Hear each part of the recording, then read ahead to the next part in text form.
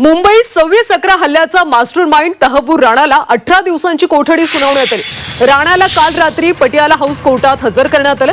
विमानतळावर आल्यानंतर राणाला 2.5 तासानंतर कोर्टात आणण्यात आलं आणि त्यानंतर सुनावणी सुरू झाली। यावेळी एनआयएच्या वकिलांनी राणाची 20 दिवसांची कोठडी मागितली। राणाच्या कोठडीची कारणं सुद्धा वकिलांनी कोर्टासमोर मांडली। तसंच राणा हा आंतरराष्ट्रीय दहशतवादी असल्याने काही पुरावे आणि तथ्य मिळवण्यासाठी त्याची कोठडी हवी आहे असा युक्तिवाद एनआयएच्या वकिलांनी केला। कोर्टाने हा युक्तिवाद ग्राह्य धरून राणाला 18 दिवसाची कोठडी सुनावली। सुनावणीच्या वेळी कोर्टाबाहेर मोठा पोलीस बंदोबस्त ठेवण्यात आला होता।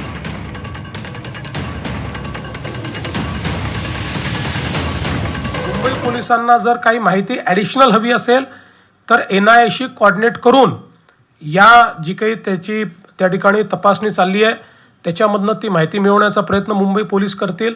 पण या संदर्भात त्याला कुठे न्यायचं आहे, काय करायचं आहे, कुठे तपासणी करायची आहे, याचे सगळे निर्णय केंद्रीय गृह मंत्रालय आणि एनआयए घेईल आणि जो निर्णय एनआयए घेईल त्याला पूर्ण मदत मुंबई पोलीस आणि महाराष्ट्र पोलीस करतील।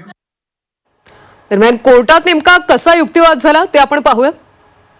एनआयए कडून तहव्वूर राणाने पाठवलेले ईमेल कोर्टात सादर करण्यात आले।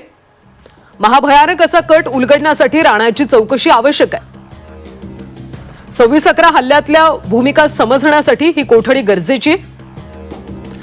डेव्हिड हेडलीची राणासोबत चर्चा करून ऑपरेशनवर चर्चा झाली। हेडलीनं राणाला त्याच्या मालमत्तांविषयी ईमेल पाठवला।